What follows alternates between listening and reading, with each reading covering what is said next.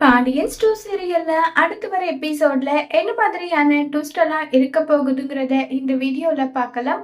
அடுத்த நாள் காலையில கோமதி எந்திரிக்கிறதுக்குள்ளவே பாண்டியன் எந்திரிச்சு இப்ப நம்ம கோமதிக்காக காஃபி எல்லாம் எடுத்துட்டு போயிட்டு கொடுத்துட்டு இருக்காங்க. இது எல்லாம் பாக்குற மீனாவுக்கு, ராஜிக்கு, அரசிக்கு, ஏன் காந்திமதி முதல் கொண்டு எல்லாருக்குமே பயங்கரமா ஷாக்கிங்கா இருக்கு. என்னடா இது, இது நிஜமாவே அப்பாவான்ற மாதிரி அரசி, நான் எனக்கு விவரம் தெரிஞ்சதுல இருந்து நீ இப்படியெல்லாம் அப்பா அம்மாவை கவனிச்சுக்கிட்டதே கிடையாது. இத பார்க்கும்போது ஷாக் ஆகுறதா இல்ல அம்மாவை அப்பா இந்த அளவுக்கு கவனிச்சுக்கிறாருன்னு சொல்லிட்டு சந்தோஷப்படுறதான்றது அளவுக்கு கூட தெரியாத அளவுக்கு எனக்கு ரொம்பவே இது ஷாக்கிங்கா இருக்குன்னு நல்லா சொல்லி பேசிட்டு இருக்காங்க.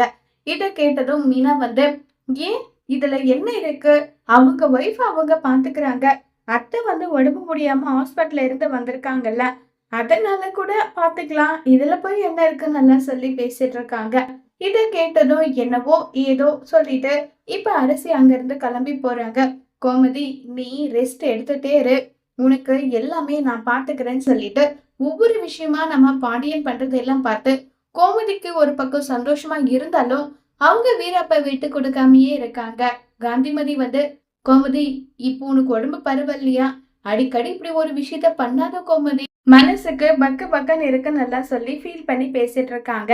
இதை கேட்டதும் உடனே நம்ம கோமதி அம்மா, எனக்கு மனசு சுத்தமா சுக்குநூறா ஒடிஞ்சு போயிடுச்சுமா, அதனாலதான் நான் இப்படி பேசினேன், இதுல எந்த தப்பும் இருக்க மாதிரி எனக்கு தெரியல, நான் ரொம்பவே மனசு ஒடிஞ்சு போயிட்டேன்னு நல்லா சொல்லி ஃபீல் பண்ணி பேசிட்டு இருக்காங்க. இதை கேட்டதும் உடனே காந்திமதி சொல்றாங்க, புரியுது கோமதி, உன்னுடைய வேதனை வலி எல்லாமே எனக்கு புரியுது, எனக்கு புரியாமல்லாம் கிடையாது, அதுக்காக வீட்டை விட்டு ஒட்டுமொத்தமா போகணும்னு முடிவு எடுத்த பத்தியா, அது ரொம்ப தப்புன்னு நான் சொல்றேன், வேற எதுவும் கிடையாதுன்னு சொல்லி சொல்றாங்க.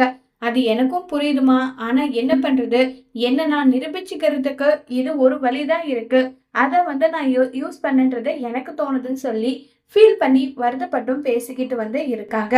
இப்ப நம்ம காந்திமதி சொல்றாங்க, இங்க பாரு கோமதி, இது உன்னுடைய வீடு, உன்னுடைய சாம்ராஜ்யம், உன்னை விட்டு மத்தவங்க தான் வெளியே போகணும்னு நினைச்சா அவங்க தான் போகணுமே தவிர நீ வீட்டை விட்டு வெளியே போக கூடாது, இது உன்னுடைய அம்மாவோட அட்வைஸா நான் எடுத்துக்கிறேன்னு சொல்லிட்டு சொல்றாங்க. சரிம்மா, இனி என்ன ஆனாலும் நான் வீட்டை விட்டு போக மாட்டேன், இது நினைச்செல்லாம் நீங்க வருத்தப்படாதீங்க, நான் பாத்துக்கிறேன்னு சொல்லிட்டு கோமதி சொல்றாங்க. இதே மாதிரி சந்தோஷமா இருந்தா அதை விட எனக்கு வேற என்ன முக்கியம், நீ ஹாப்பியா இருக்கணும், சந்தோஷமா இருக்கணும், எனக்கு அது போதும்னு சொல்லிட்டு கோமதி சொல்லிட்டு போறாங்க. இப்ப மீனா அத்தை அத்தை என்னாச்சு, மாமாவும் நீங்களும் மாறி மாறி கோச்சிட்டு போனீங்க, உங்களை பின்தொடர்ந்தே மாமா வந்தாரு, அப்பப்ப போன் பண்ணி மட்டும் இது வேணும் அது வேணும்னு சொல்லி கேட்டாங்க, நான் கூட நீங்க 2 பேரும் ஏதோ ட்ரிப்புக்கு இது போவீங்களோன்னு நினைச்சேன், கடைசியில வீட்டுக்கே திரும்ப வந்துட்டீங்க, என்னத்த உங்க கோவம் இவ்வளவுதானான்னு சொல்லிட்டு மீனா கேட்க, ஏண்டி ஒரே அடிய போயிட்டு இருந்தா சந்தோஷப்பட்டிருப்பியோன்றாங்க, என்னத்த உங்க மருமகனா என்கிட்ட கூட உங்க விஷயத்த சொல்ல மாட்டீங்களான்றாங்க, நாங்க 2 பேரும் நைட்டு முழுக்க ஒருத்தர் மாத்தி ஒருத்தர் எங்க மனசுல இருந்த ஆதங்கம் ஒட்டு மொத்தமாவே தீர்த்து கொட்டிட்டோம், இப்ப என் மனசுல எந்த பிரச்சனையும் இல்ல, அவர் மனசுல எந்த பிரச்சனையும் இல்லைன்னு சொல்லிட்டு சொல்றாங்க. பரவாயில்லத்த, பேசி தீர்க்காத பிரச்சனைன்னு உலகத்துல ஒண்ணுமே இல்லைல்ல, எல்லா பிரச்சனைக்கும் ஒரு சொல்யூஷன் கண்டிப்பா இருக்கும், அதுக்கு என்ன, பேசி தீர்த்துக்கிட்டா மத்தவங்க மனசுல என்ன இருக்கு ஏதுன்னு இருக்கிறத பேசி தீர்த்துக்கிட்டா இதோட பிரச்சனை வேற எதுவும் இல்ல, அப்படிதானேன்னு சொல்லிட்டு வராங்க. ஆமா மீனா, நான் கூட ஃபீல் பண்ணேன், ஒருவேளை நான் இப்படி கோச்சிக்காம போயிருந்தா உன் மாமா என்கிட்ட பேசியிருப்பாருன்றதே சந்தேகம் தான்றாங்க. இப்போ உடனே மீனா யோசிக்கிறாங்க, ஒருவேளை அக்காவையும் மாமாவையும் பேச வச்சா கூட இந்த பிரச்சனைக்கு ஒட்டுமொத்தமா ஒரு சொல்யூஷன் கிடைக்கும் அப்படின்ற மாதிரி யோசிக்கிறாங்க. சரி அத்தன்றாங்க. என்னடி மீனா, ஏதோ முக்கியமான விஷயமா யோசிச்சுட்டு இருந்த போல, என்ன விஷயம்னு சொல்லிட்டு கேக்குறாங்க. அத்தை, அதெல்லாம் ஒண்ணும் இல்ல, நான் என்னத்தை பத்தி யோசிக்க போறேன், அதெல்லாம் ஒண்ணும் இல்லைன்றாங்க. மொசு பிடிக்கிற மூஞ்சி பார்த்தா தெரியாதா, நீ ஏதோ ஒரு விஷயத்த என்கிட்ட கேட்கலாமா வேணாமான்னு தான் திரு திருன்னு முடிச்சிட்டு இருக்க, அது எனக்கு நல்லாவே புரியுது, சொல்லு, அதை தானே கேட்க வர, என்ன விஷயம், இங்க பாருடி, இப்பவே சொல்லிட்டேன், மயிலு விஷயமா பேசுறதா இருந்தா தயவு செஞ்சு என்கிட்ட பேசாத, நான் இப்பதான் கொஞ்சம் நல்ல மூட்ல இருக்கேன்னு சொல்லிட்டு இப்ப கோமதி சொல்றாங்க, அத்தை, உங்க லைஃப் எப்படி சரியாச்சோ அது மாதிரி மயிலக்காவோட லைஃபையும் சரி பண்ணணும்ல, மயிலக்கா கிட்ட அவங்க பக்கம் இருக்கிற நியாயத்தை கொஞ்சம் கேட்கலாம் இல்லைன்றாங்க. என்னது, மயிலு பக்கம் நியாயம் இருக்கா, சரி சொல்லுமா, மயிலு பக்கம் அப்படி என்ன நியாயத்தை நீ கண்டுட்ட சொல்லு, ஆமா உன்னை தெரியாம கேக்குறேன், எப்ப பாரு மயிலு மயிலுன்னு சொல்றியே, மயில் உன்கிட்ட ஏதாவது சொல்லி உன் மனசை எது மாத்திட்டாளா? இல்ல மயிலு உன்னை விட்டுட்டு மத்த எல்லாரும் ஜெயில உட்கார வச்சாலே அதனால நீ மயிலுக்கு பரிதாபம் பண்ணி இப்படி பண்ணிட்டு இருக்கியா சொல்லுன்னு சொல்லிட்டு கேக்குறாங்க.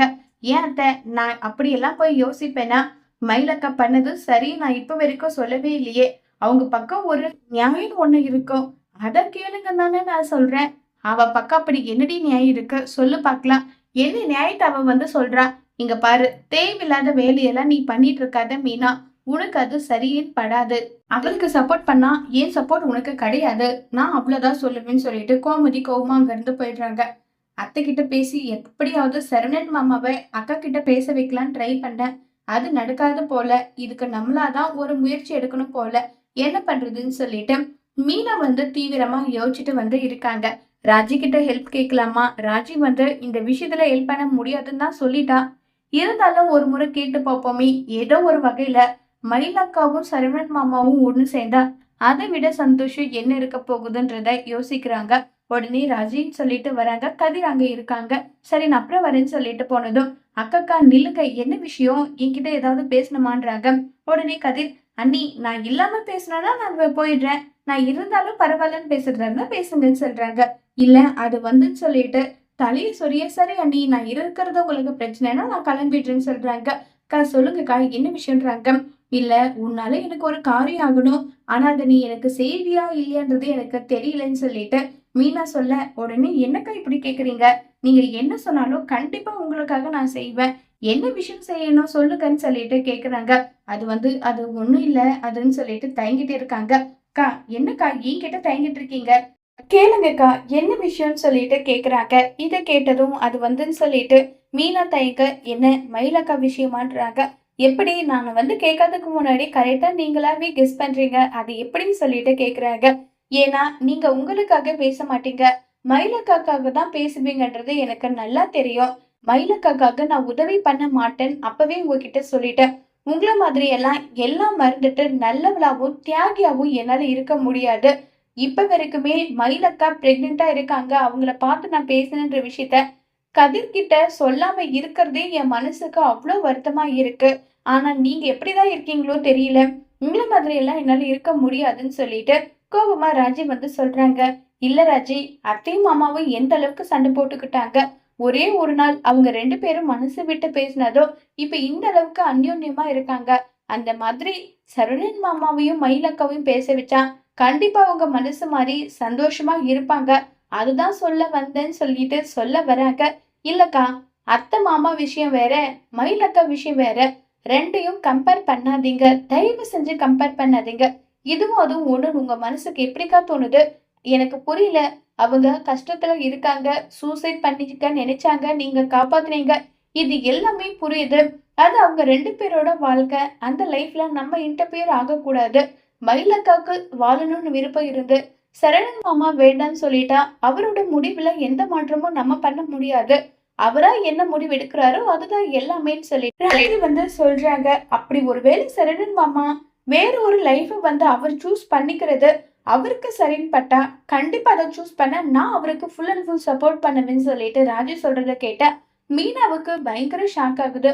ஒருவேளை மயிலக்கா இடத்துல நீ இருந்திருந்தாலோ இந்த விஷயத்தான் நீ சொல்லிருப்பியா ராஜின்னு சொல்லி கேக்குறாங்க. கண்டிப்பா. ஏன்னா ஒவ்வொரு விஷயம் பண்ணும் போதும் அதுல சரி எது தப்பு எதுன்னு சொல்லி யோசிச்சு எந்த ஒரு விஷயமும் பண்ணணும். நீங்க மயிலக்காவுக்கு ஃபுல் அண்ட் ஃபுல் சப்போர்ட் பண்றீங்க.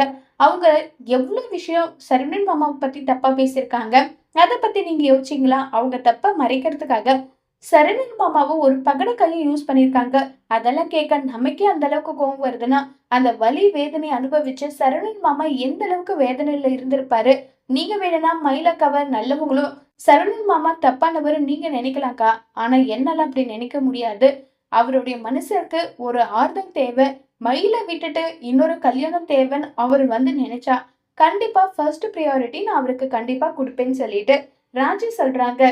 இத கேட்ட மீனாவுக்கு என்ன பதில் சொல்றதுன்னே தெரியல. மீனா வந்து எதுவுமே பேசாம சைலண்டா அங்க இருந்து போறாங்க. ஏன்னா நம்ம ராஜி வந்து ஹெல்ப் பண்ண மாட்டாங்கன்ற விஷயம் வந்து மீனாவுக்கு தெரிஞ்சிருது. இப்ப மீனா உட்காந்து யோசிச்சுட்டு இருக்காங்க. நம்ம மட்டும் தான் மயிலக்கா பண்றது சரி, சரவணன் மாமா பண்றது தப்புன்னு நினைச்சிட்டு இருக்கோமா? இல்லையே. மயிலக்காவோட இடத்துல இருந்து பார்த்தா அவங்களுடைய சரி தப்பு இதை பத்தி நம்ம யோசிக்கலாம் இல்லைன்னு சொல்லி மனசுக்குள்ளேயே அவ்வளவு போராட்டம் பண்ணிட்டு இருக்காங்க மீனா வந்து. இல்ல, என்ன ஆனாலும் சரி, யார் நம்மள தப்பா எடுத்துக்கிட்டாலும் அத பத்தி எனக்கு கொஞ்சம் கூட கவலை கிடையவே கிடையாது. நான் என்ன பண்ணியாவது மயிலக்கா சரவணன் மாமாவும் ஒண்ணு சேர்த்து ஆக்கணும். அவங்க 2 பேருக்கு இல்லனாலும் மயிலக்கா வயித்துல வளர்ற குழந்தைக்காகவாது நம்ம கண்டிப்பா ஒண்ணு சேர்த்தே ஆக வேண்டும்னு சொல்லிட்டு மீனா வந்து முடிவு பண்ணிடுறாங்க. இப்ப மீனா வந்து சரவணன் கிட்ட போறாங்க. மாமா, நாளைக்கு நீங்க ஃப்ரீயா பிஸியான்றாங்க. ஏன்பா கேக்குற? ஃப்ரீ தான். ஆனா உன்ன நம்பியெல்லாம் நான் வரமாட்டேன். ஏன் மாமா, என்ன பார்த்தா உங்களுக்கு அவ்ளோ பயமா? இங்க பாரு மீனா, நீ ஒருத்திய நல்லவ வல்லவன்னு சொல்லி நம்பிட்டு இருக்க. அவ நல்லவ கிடையாது. ஒரு நாள் இல்ல ஒரு நாள் உன்னவே வந்து எந்த அளவுக்கு ஆளாக்க போறான்னு பாரு. நான் உனக்கு ஒரு ஃப்ரீ அட்வைஸா சொல்றேன். அவகிட்ட இருந்து விலகி இருக்கிறது உனக்கு நல்லதுன்னு சொல்லிட்டு ரொம்பவே கோவப்பட்டு சரவணன் வந்து சொல்றாங்க. மாமா, மயிலக்க பண்ணது தப்புதான். இதோட 3வது முறை நான் சொல்றேன். அவங்களுக்கு ஒரு வாய்ப்பு கொடுங்க. அவங்க பக்கம் இருக்க நியாயத்த சொல்றதுக்குன்றாங்க. அவ பக்கம் நியாயம் ஒண்ணு இருக்காப்பான்னு சொல்லி கேக்குறாங்க. இல்ல மாமா, அது வந்து அவங்க உங்க குழந்தை வயித்துல சுமந்துட்டு இருக்காங்க. அதுக்காகவாவது ஒரு வாய்ப்பு கொடுக்கலாம் இல்லன்றாங்க. மீனா, நான் ஒரே ஒரு தப்பு பண்ணேன். என்ன தெரியுமா? அவள பார்த்து குழந்தைன்னு சொல்லிட்டு சொன்னேன்ல. உன் வயித்துல வளர்ற குழந்தைக்கு அப்பா நான் கிடையாதுன்னு சொன்னேன். அத தவிர மீதி எதுவும் நான் தப்பு பண்ண கிடையாது. இப்ப கூட அவ பொய் தான் சொல்லுவா. கண்டிப்பா பொய் சொல்லுவா. இல்ல மாமா, கூட ஹாஸ்பிட்டலுக்கு நான் போனேன். டாக்டர் ஸ்கேன் பண்ணி தான் அவங்க பிரெக்னென்ட்டா இருக்காங்கன்ற விஷயத்தவே சொன்னாங்கன்றாங்க. இதுல எத்தனை பொய் இருக்கும்னு அனுபவிச்ச எனக்கு தான்ப்பா தெரியும். என் வாழ்க்கைய சரி பண்ணணும்னு நினைக்காத. ஒருவேளை அவ பிரெக்னென்ட்டாவே இருந்தாலும் எனக்கு அத பத்தி எந்த கவலையும் கிடையாது. என் அப்பா நான் ஆசைப்பட்ட வாழ்க்கைய கண்டிப்பா எனக்கு அமைச்சு கொடுக்குறேன்னு சொல்லியிருக்காரு. நான் மயில விட்டு ரொம்ப தூரம் வந்துட்டேன்ப்பா. திரும்பலாம் அவ கூட என்னால சேர்ந்து வாழணுன்ற எண்ணமும் இல்ல. அவசியமும் கிடையாது. இனி அவ கூட நான் சேர்ந்து வாழணும்னு அவசியம் இல்ல. நான் இனி வாழவும் மாட்டேன்னு சொல்லி ரொம்பவே கோவமா சரவணன் சொல்றாங்க. அதனால எங்களை இணைச்சு வைக்கணுன்ற முடிவை இத்தோட கைவிடுறது உனக்கு நல்லதுன்னு சொல்லி சரவணன் சொல்றாங்க. ஏன் மாமா, குழந்தை பத்தி நினைக்க மாட்டீங்க? உங்களை பத்தி மட்டும் தான் நீங்க நினைப்பீங்களா? அந்த அளவுக்கு நீங்க சுயநலவாதியா மாறிட்டீங்களா? பேசு மீனா, எவ்வளவு நாளும் பேசு, என்னன்னாலும் சொல்லு. எனக்கு அத பத்தி கொஞ்சம் கூட கவலை கிடையாது. ஆமா, நான் சுயநலவாதி தான். என் லைஃப் நல்லா இருக்கணும்னு நினைக்கிறேன். இது எல்லாமே ஒத்துக்கிறேன். நீ என்ன பேசினாலும் என்னால அதுக்காக எஃபெக்ட் எடுக்க முடியாது. நான் கண்டிப்பா மயிலு கூட சேர்ந்து வாழ மாட்டேன். இதுதான் என்னுடைய முடிவு. இதுக்காக நீ என்ன திட்டினாலும் எனக்கு அத பத்தி கொஞ்சம் கவலை கூட கிடையாது. நான் அத பத்தி கவலைப்பட போறதும் கிடையாது. ஏன்னா பட வேண்டிய கஷ்டம் எல்லாமே பட்டுட்டேன். நான் அவ கூட இருக்கும்போது அவளுக்கு நம்பிக்கை துரோகம் பண்ணலையே. அவ என் வாழ்க்கையில வேண்டான்னு சொல்லிட்டா. அதனால எனக்கு ஆறுதலா இருக்க பொண்ண பார்த்து நான் கல்யாணம் பண்ணிக்கணும்னு ஆசைப்பட்டேன். கண்டிப்பா வீட்டுல இருக்கவங்க எல்லாரோட சம்மதத்தோட கல்யாணம் பண்ணி சந்தோஷமா வாழதான் போறேன். இத நீயும் தான் பார்க்க போறேன்னு சொல்லி மீனா கிட்ட சேலஞ்ச் பண்றாங்க சரவணன். இப்ப சரவணன் வந்து அஞ்சலிய கல்யாணம் பண்ணிக்க முடிவு எடுத்துட்டாங்க. இப்ப மீனா இந்த கல்யாணத்தை தடுத்து நிறுத்த என்ன முடிவு எடுக்க போறாங்கங்கிறத வரப்போற எபிசோட்ல வெயிட் பண்ணி பார்க்கலாம். தேங்க்யூ.